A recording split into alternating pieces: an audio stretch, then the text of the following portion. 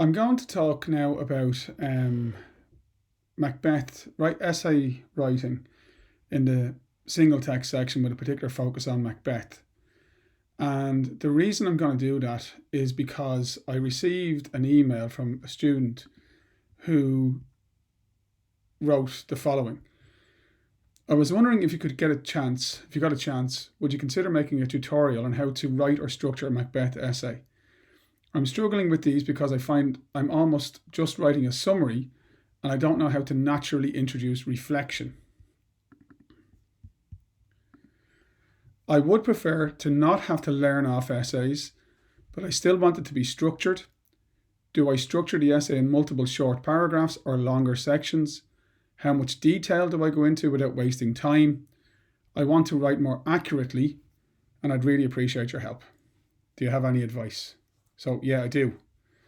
Now, before I go into this, and I'm going to go into this in some detail, remember that you're going to be told lots of different things about how to succeed in English, okay? But the fundamentals never change. And fundamental number one is you need to know your stuff. So you need to have a really good set of revision notes. So if you're in my class, you should have the mind maps.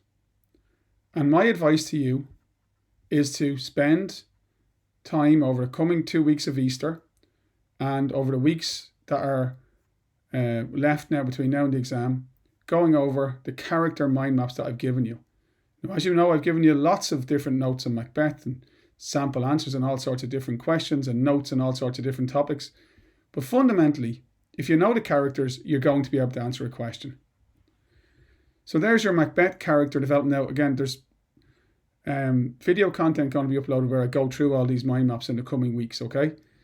And if you're not in my class and you're looking for those, just email me at pmcbrunner at iCloud, pmcbrunner at iCloud. Anyway, the first thing is you need to have a fundamental understanding of the material. Now, I presume you do, the person who wrote this message to me. And the story is a story about people and the way they interact. At the core of the story lies Macbeth and Lady Macbeth, and then the role of the witches is instrumental as well. They would be if I was preparing with 2 months to go to the exam, my priority would be to know as much as I can about those three characters. The witches, we'll count them as one character, and their key moments that reflect their role in the play, and the key quotes which you can learn and which will allow you to write answers which are evidence-based and informed. There also are minor characters such as Banquo, Macduff, and Duncan and Malcolm, and I would highly recommend you look over those. And I do believe that if you have those characters ready, you're going to have the information you need to write answers. Okay? So the first thing, as I said, things don't change with English. You need to know your stuff. The second thing then is you need to understand what you're supposed to do with that information, that material. In your question, you asked about whether or not you should rote learn or learn off essays. No, you should not learn off essays. Okay? In fact, the Leaving Certificate Higher Level English exam is designed to mitigate against rote learn material. So, you're going to rote learn an essay or learn off an essay on Macbeth's character, but the question that comes up doesn't suit that essay. How easy is it to adapt the learned off material? You are going to rote learn an essay on, images of deception, which is a lovely topic. It comes up, you hit the jackpot, hooray. It's very unlikely to come up worded exactly the way you've learned it.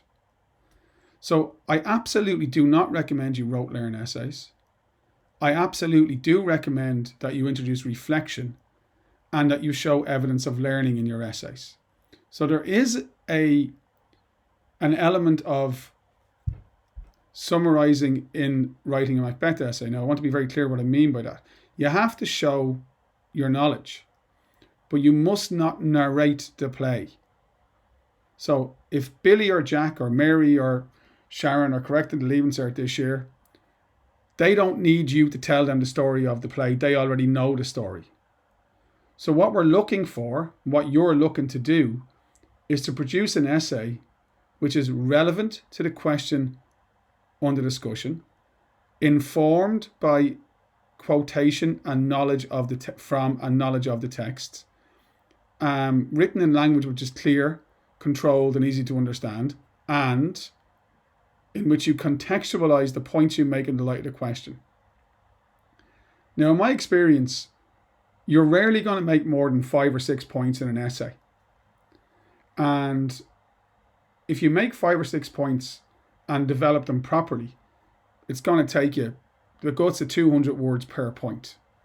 So you asked, should you write in multiple short paragraphs or longer sections?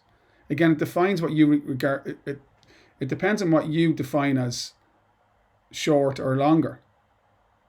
Multiple short paragraphs, you're talking about taking around 200 words to tease out and develop a point. Now, I'm going to show you all this now in a second, okay? And if you think about your essay as, a sequence of interconnected sections, which are all aimed to help you prove or establish or substantiate your stance on the question, you're going to find it much easier to write these essays. There is a process that you can apply, and I'm not telling you I know the secret. There's all these wafflers out there who'll tell you that if you follow their system that you'll guarantee grades. Nonsense.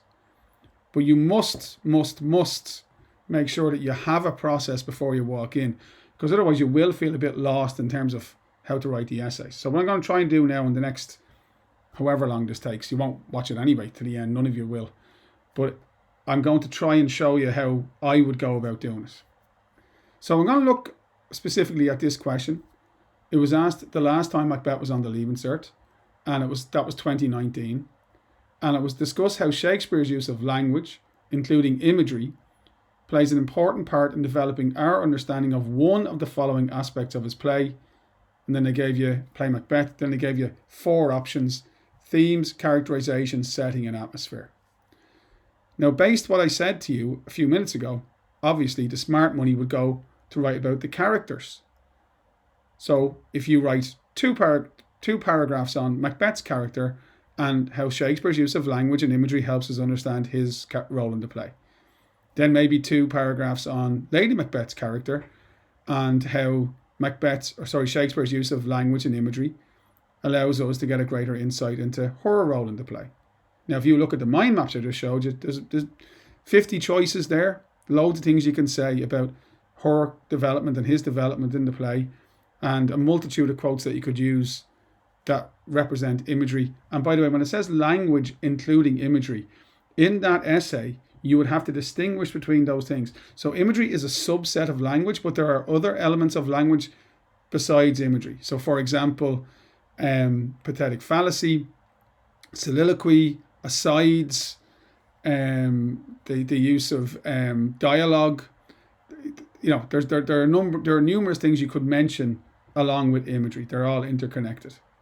Now, when the marking scheme was written that year, this is what the chief examiner wrote. Don't forget, this is to be read by the people marking your scripts. Candidates should discuss, obviously the first part is the specifics of the question, how Shakespeare's use of language, including imagery, plays an important part in developing our understanding of one of the following.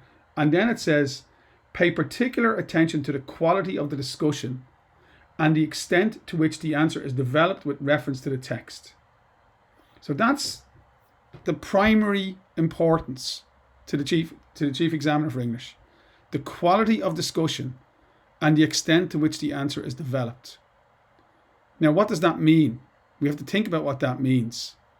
When we go down to the purpose part of the marking scheme, it says that the marker should expect you to write well-chosen, compelling points and show originality of thought. Now, if you're rote learning essays, you're not going to show originality of thought. When it says well-chosen and compelling, it means that the points you make must be interesting and must be forcefully delivered, confidently delivered. You're writing in the language of argument on paper 2. You're making points, and then you are presenting evidence in support of those points. The marking scheme mentions critical literacy. And that's a phrase that a lot of students don't know, don't understand. When teacher says it in class, which I hope they do, I've mentioned it to you before, people zone out because it sounds difficult. It's not difficult. It's simply the skill of writing effective essays. You're giving a statement. The statement in this case is that his use of language, including imagery, is important in developing your understanding of whatever you pick, characters. That's a statement. So you have to question that and examine that idea. You have to show in your answer that you're thinking about the veracity of that statement, the accuracy of that statement, whether or not it is true. You have to present evidence in support or in defiance of that statement, and you have to analyze that evidence.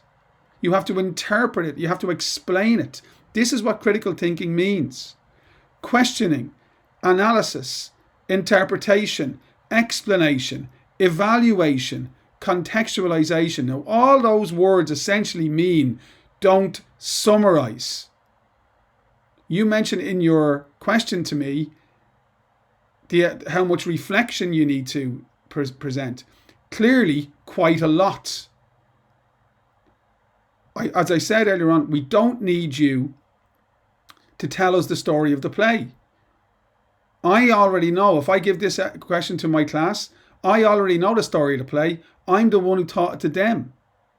So I need them to show me they know the play through the selection of well-chosen, compelling points and evidence in support of those points. But I need to marry that. I'm expecting you to marry that to question-facing analysis.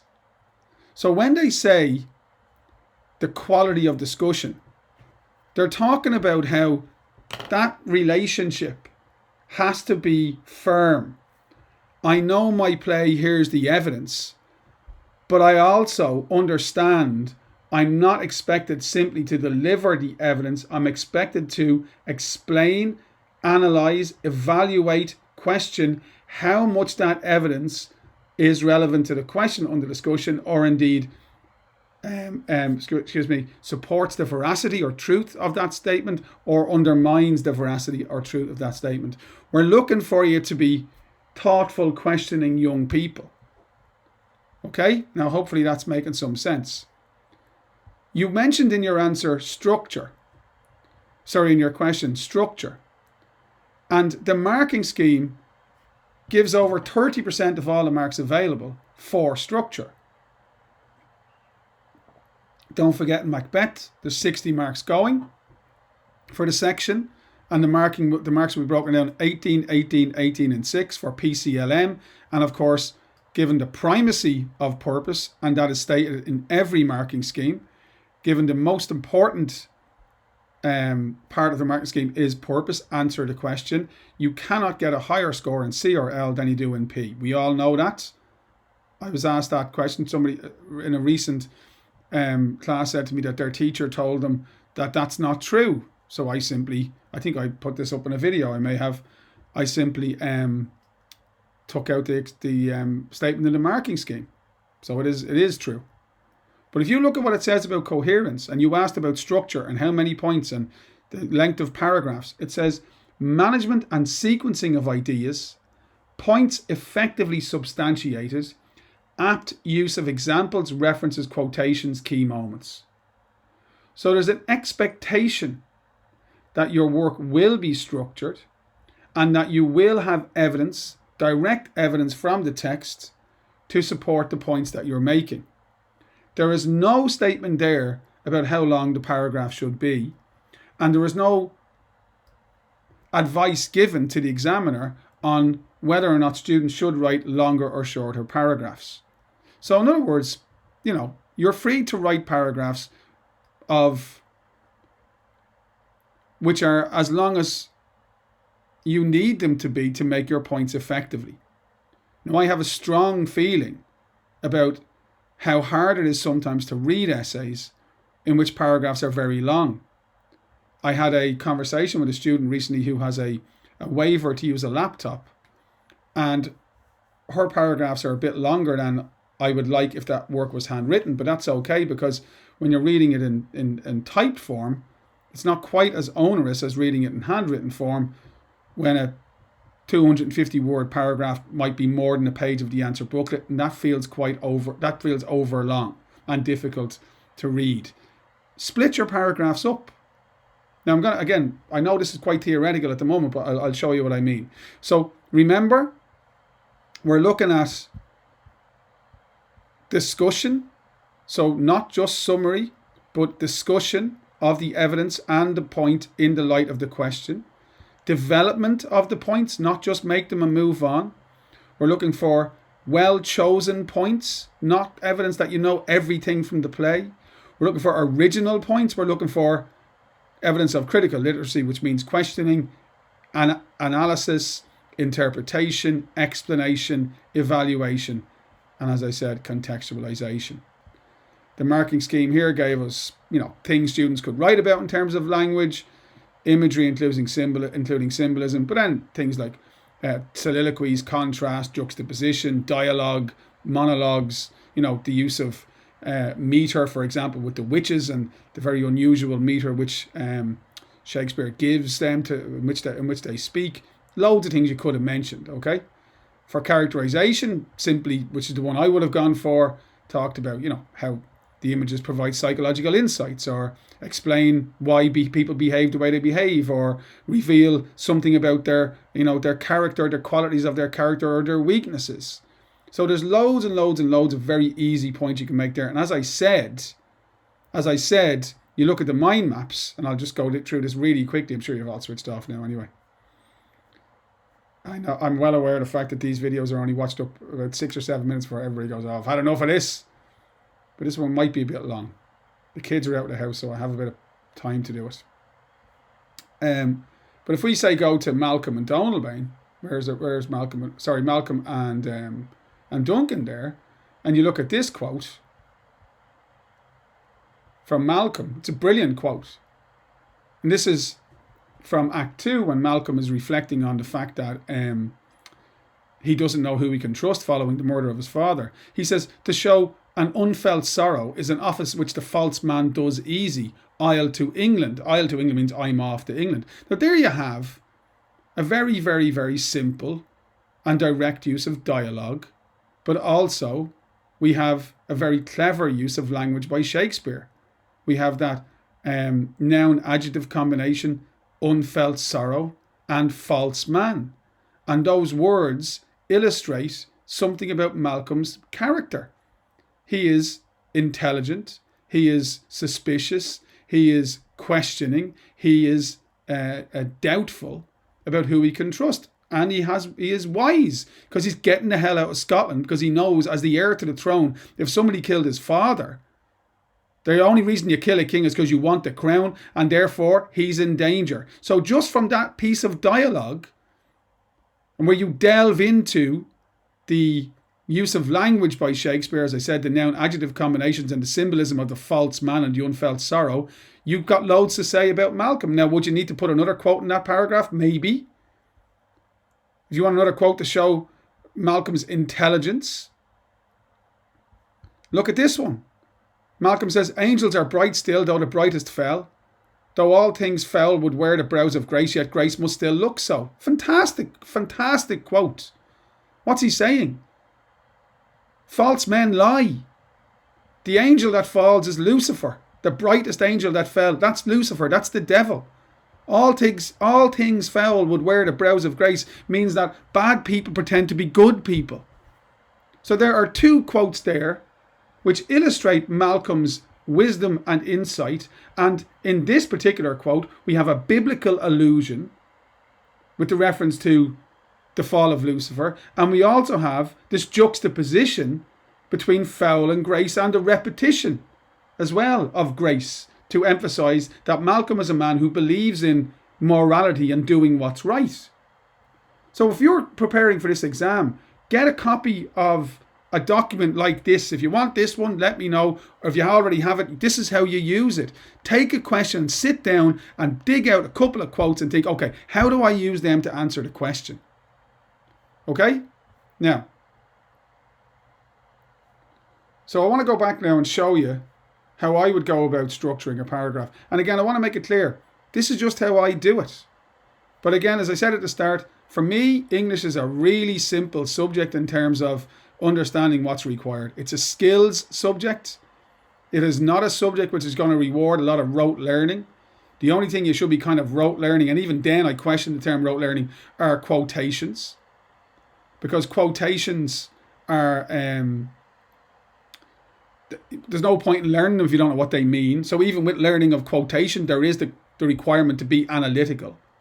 So I want to show you how I'd go about doing it. And you asked about structure of paragraphs, and I want to just to break that down here. So there's the question again. Use of language, including imagery, develops our understanding of 4 options. One of the options was characters. That's the one I go for. And I always try, when I write my answers, I always try to follow the RIC rules. And the RIC rules are: start with a relevant topic sentence, show I know my stuff, show I've done the work, demonstrate to the examiner that I'm a grafter, not a spoofer, by showing quotation and reference, write as clearly as I can, and contextualize my points. Now, contextualization means all of that critical literacy. That's an old cup. That's Liverpool Champions Cup. Won't be this year. All that critical literacy stuff I was talking about. You know, you don't just make a point. You explain the point, and you delve into the evidence you're giving and explain it in the light of the question. And sometimes you need to give yourself room to do that, because what you see often, my experience of being, 25 or 26 years leaving cert English teacher, is the really hard working student who makes the good point, have the topic sentence, lovely, well done. Okay, then they present their evidence in support of that point, excellent. But then when it comes to the contextualization part, they don't give me enough. And then I get frustrated, because then they move on to the next point. And we go, oh, you didn't tease that point out. That was a really good point. Why didn't you tease it out? And then, of course, you have the other student who does nothing but teasing points out because they don't know the evidence. It's finding a balance between those things. And sometimes, and I know that, this might not work for some of you, but I like the idea of an A-B paragraph structure. And essentially what that means is you're making a point that's relevant to the question. And part A is like make the point and give the evidence with a little bit of question-facing commentary. And then part B is really tease it out. Because remember, when the examiner put together the marking scheme, and I'm going to say it one more time, the first thing the examiner wrote in terms of the marking scheme was that the examiner should pay particular attention to the quality of the discussion. So discuss. Be thoughtful. So here's an example. And I want you to note that this one point, it's taken me over 300 words to develop this point. If I do that 4 times, I've got a really substantial essay. I know you might think, oh, I won't have time. You will have time. If you practice writing paragraphs between now and the exam, if you understand that there's a difference between showing you're informed and summarizing, you can show you're informed by reaching into the play and picking out examples which are pertinent to the question under discussion, presenting those examples in a confident fashion, and then analysing the shit out of them in relation to the question. That's how I would do it. English. Somebody else could read it and go, I'm not sure. So here we go. Topic sentence. Macbeth's descent into tyranny is portrayed through the middle section of the play. So I know that's what this paragraph is about. It's about Macbeth, so I'm on characters, and it's about his descent into tyranny. The audience are presented with him making decisions which are immoral and forced to watch as he orders heinous crimes. Nice use of vocabulary. Immoral, heinous. Okay, so showing knowledge of the play. The hero of Act 1 becomes, by the end of Act 4, a despot who uses terror to maintain power. Again, despot, good use of vocabulary, you're on task. But now I need you to get to the question. At the heart of this transformation is Shakespeare's use of dialogue and imagery, bringing it back to the question. Now here's my proof. In Act 3, he orders the murder of Banquo and his son, saying, Fleance, his son, must embrace the fate of that dark hour. Later in Act 3, he reacts to the news of Macduff's defection by saying, "The castle of Macduff I will surprise, give to the edge of the sword his wife, his babes, and all unfortunate souls that trace him in his line." And by the way, it is perfectly fine to use the ellipsis like that, as long as you don't do it too often. So there you have, you go down as far as there. And there's no doubt whatsoever this kid knows the play. This student who's writing, this candidate who's trying to score, knows the play. Now I want to see how well you develop that or discuss that evidence in the light of the question. And that's going to be the difference between scoring very well and scoring well and scoring very well. These examples of dialogue are defined by the power of the imagery. In the first example, the reference to the darkness of the hour is significant, and in the second, the juxtaposition of the image of the hard steel of a sword's edge with innocent children is what is particularly striking. Now that's good contextualization. That's good contextualization. So there you are explaining how the dialogue and the imagery and the juxtaposition, which are all examples of Shakespeare's use of language and imagery, helped me understand Macbeth's character at that stage in the play, and the question asks about an important part in the development of the characters. That's a good paragraph. It's 188 words long. Now, if you wrote 5 paragraphs like that on, a key element of Lady Macbeth's maybe her death, or the witch's interaction or description of their interaction with the sailor's wife, and talk about the imagery there, or, as I said, Malcolm, it's very easy to write the essay. And what you have is a lovely structure. You've got your topic sentence, you've got your evidence, and you've got your analysis. And that, for me, is the structure of a really good paragraph. It's relevant. It's in this section here, you're making a relevant point about the character. It's informed by evidence, and then you're explaining it in the light of the question. But for me, I think there's the opportunity to write more analysis, more critical thinking, more engagement with the question. Have a look here. This is an example of how you can do that. So this is when, remember what was the number one thing the examiner wrote down? Look for the quality of discussion. There is little doubt that the reference to the hour of Banquo and Fleance's murder is dark, offers the reader and offers the audience an insight into Macbeth's mind at this time of the play. The darkness is emblematic of his awareness that what he is doing is wrong. Macbeth has a conscience. He is aware of morality, but he chooses to reject the rules of ethics in order to secure his ambition and secure his position as king. A similar effect results from the second example, which offers evidence of Macbeth's moral degeneration. That reference to cold, sharp steel killing defenseless women and children contains no hint of conscience. He is changing, becoming colder, more ruthless. The transformation from the hero to monster is almost complete at this stage of the play, and that is due to the power of Shakespeare's language and imagery. What am I doing at the end of that analytical paragraph? I'm bringing it back to the question. Now, can you see the difference between this analysis and this analysis? This kid here is going to get a H3. They write 5 paragraphs like that with an opening which is effective and a closing which is effective, and they reread their work to make sure they're not making silly errors. They're going to get a H3. It's very good. It's a very good response. This kid here is going to get a H1. And the reason they're going to get H1 is because they are doing exactly what the examiner requires them to do. They are paying particular attention to the quality of their discussion, and they are really developing out their answer, making well-chosen, compelling points, and showing a questioning, analytical mind and a determination to explain and interpret and evaluate and contextualize the evidence and the point in the light of the question. So that's how I go about writing my Macbeth essays. I understand that you feel almost compelled to write, once you know it, you want to write it down. Try to avoid that. Don't do that. Don't give in to that, urge to, that thing when you were young, an idea popped into your head and came straight out your mouth, and you learned that that's not a good way to approach life. It's the same thing when you're writing. You want to pick 5 or 6 well-chosen points. You want to think before you write. Okay, what's my topic sentence? How does it relate to the question? Okay, I'm going to use 2 or 3 quotes to explain my point in this paragraph. And then I'm going to really explain, I'm going to contextualize, to support my point. And then I'm going to really explain those quotes in that point.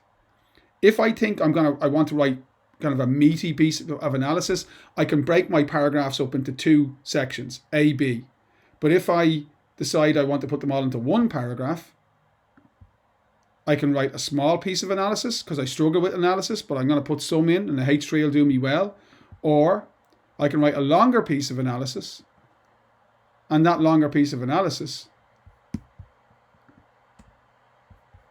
makes the paragraph substantial. So substantial that I need to split it. So there you go. That's how I would go about writing Macbeth essays. First of all, and again, I'm not trying to, I'm trying to encourage you to be prepared. So get your hands on a set of, good revision documents that kind of break down what you need to know in simple, easy to revise ways. For example, these mind maps, you've got these characters, 1 double-sided page per character. I think the Macbeth one, there's 3 pages because it's more to him. And then just start looking at questions and remember what the examiner is looking for. Evidence of learning, yes, because the examiner says that. Sorry, now flicking through this. Evidence of learning is required. It says it explicitly in the marking scheme instruction. Apt use of examples, references, and quotations in key moments, yes. But priority, quality of discussion, well-chosen compelling points, and evidence of critical literacy. 5 or 6 really good points that you think out and you understand how they are related to the question. You have quotation to support those points, and then you sequence them in your essay so you have links between them. And if you're not sure what continuity links are, I made a video recently to kind of try and explain that to people. So I don't know if that was any use. If it was, I'd ask you to like the video. I'd love you to let people who you know about this, to let them know about this free resource that I'm providing here. And keep an eye out because there's going to be quite a lot of video content put up now on the various different mind maps. Again, if you're looking for the notes and you're not in my classes, you can email me at pmcbrunner@icloud. Thank you very much.